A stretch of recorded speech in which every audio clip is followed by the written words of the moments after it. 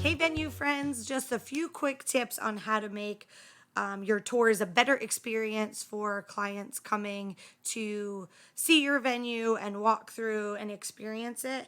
The whole goal of all these leads and working the leads, right, is to get them to book. But most of the time, when it comes to venues, they have to actually come and see the venue.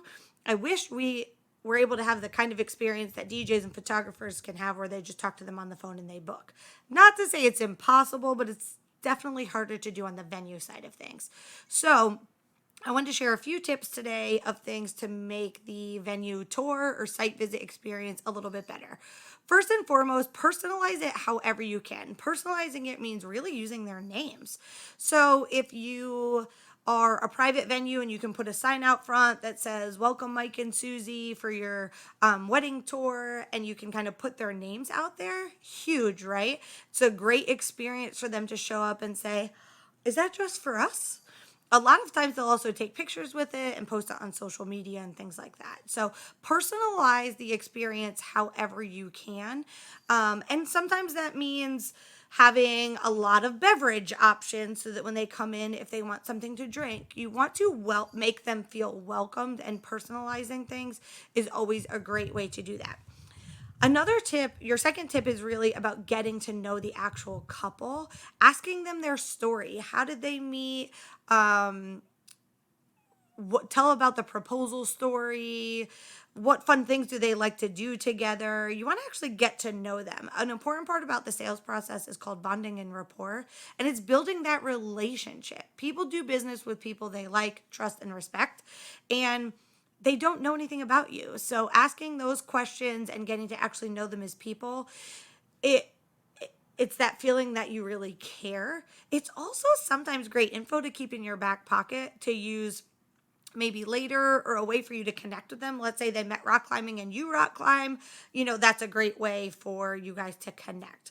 Okay, last tip is, not everybody loves this one, but I'm going to say it because it worked really well for me. You want to ask them at the beginning of the tour, what other venues have they already gone to see or are they going to see? It's important that you know what you're up against.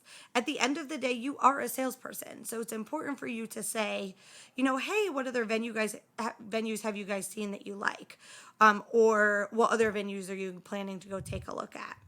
It gives you a really deep insight into where they're at. If they're listing all of these different venues and all these different things that really don't like they don't match each other. So I'm meaning they say a hotel and a golf club and a privately owned intimate venue and a venue seats 300. It means they're kind of lost, and maybe part of that venue tour process is helping them to figure out some direction. But if they say they're going to 7 different golf clubs, you kind of know that that's what they're going after and what they're looking for. So make sure you ask them, but you have to ask that question really early. You'd be amazed how quickly they'll answer. What other venues have you guys seen that you liked or that you're excited about or that you've already gone to tour? If they've already toured other venues, I'd say, oh, which one's, at the top of the list right now? Why not ask? Worst case scenario, they don't respond. Hopefully, some of these tips are things that you're going to incorporate into your venue tours. And if you need help with anything else, let me know. And I'm here to help support your growth and you guys booking more venues this year and next.